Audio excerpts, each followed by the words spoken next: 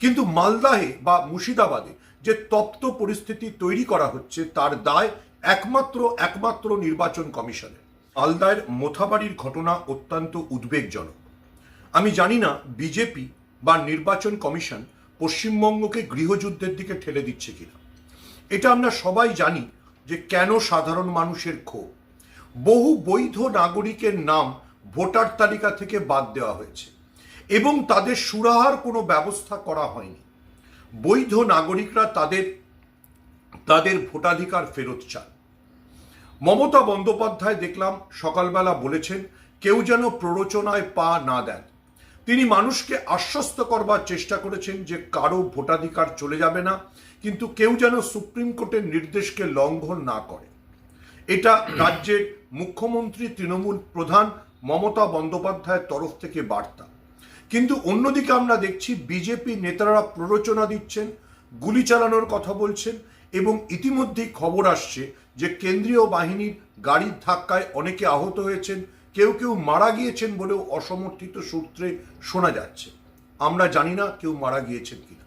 কিন্তু মালদাহে বা মুর্শিদাবাদে যে তপ্ত পরিস্থিতি তৈরি করা হচ্ছে তার দায় একমাত্র নির্বাচন কমিশনের এবং অবশ্যই যাদের নির্দেশে এই নির্বাচন কমিশন কাজ করে সেই বিজেপি।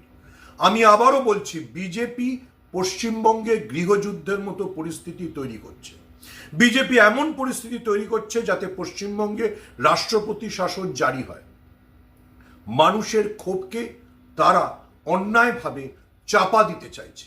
মানুষের যে ক্ষোভ আছে, কারণ বৈধ ভোটাররা, আবারও বলছি, ভোটার তালিকার বাইরে থাকছে, এর বিরুদ্ধে সাধারণ মানুষের ক্ষোভের বহিঃপ্রকাশ ঘটছে। কিন্তু মমতা বন্দ্যোপাধ্যায় বৃহস্পতিবার সকালে যে বার্তাটা দিয়েছেন, সকলকে সংযত থাকার বার্তা দিয়েছেন, সকলকে তার উপর আস্থা রাখার বার্তা দিয়েছেন, আমি সেটা আবার মনে করিয়ে দেব। আবারও বলছি, বিজেপি পশ্চিমবঙ্গে গৃহযুদ্ধ তৈরি করতে চাইছে। বিজেপি পশ্চিমবঙ্গে আবারও লাশের বহর নামাতে চাইছে। সেই জন্যই বিজেপি সাংসদরা গুলি করার হুমকি দিচ্ছে। সাধারণ মানুষের ক্ষোভ রয়েছে, কারণ বৈধ ভোটারদের নাম ভোটার তালিকা থেকে বাদ গিয়েছে। মমতা বন্দ্যোপাধ্যায় যেটা বলেছেন তার উপরে আস্থা রাখতে এবং কোনো প্ররোচনায় পা না দিতে, সেটা হয়তো সকলের শোনা দরকার। কিন্তু বিজেপি এবং নির্বাচন কমিশন যেন না মনে করে যে পশ্চিমবঙ্গে এইভাবে বকলমে রাষ্ট্রপতি শাসন জারি করা যাবে বা পশ্চিমবঙ্গে গৃহযুদ্ধের মতো পরিস্থিতি তৈরি করে তারা নির্বাচনে জিতবে। বাংলার বৈধ ভোটারদের পাশে বাঙালিরা আছে এবং এ লড়াই একদিনে শেষ হবে না। এ লড়াই আমরা জয় ছিনিয়ে আনবই।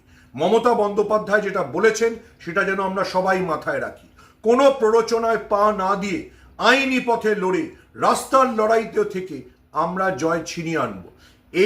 এই ভোট 2026-এর ভোট এই নির্বাচন কমিশনকে দেখানোর ভোট, ভারতবর্ষের সমস্ত কেন্দ্রীয় সংস্থাকে দেখানোর ভোট যে তারা বাঙালিকে দমিয়ে রাখতে পারবে না, তারা বৈধ ভোটারদেরকে কোনোভাবে ভোটার তালিকার বাইরে রাখতে পারবে না। বৈধ ভোটারদের অধিকার আইনি পথে আমরা ছিনিয়ে আনবই এবং যারা বাংলায় গৃহযুদ্ধের পরিস্থিতি তৈরি করতে চাইছে তাদের কোনো প্ররোচনায় যেন মানুষ পা না দেন। বাংলাকে কেউ দখল করতে পারবে না, বিজেপি তো পারবেই না। কেন্দ্রীয় সংস্থা কেন্দ্র দিয়ে বাংলাকে শাসন করা যাবে না।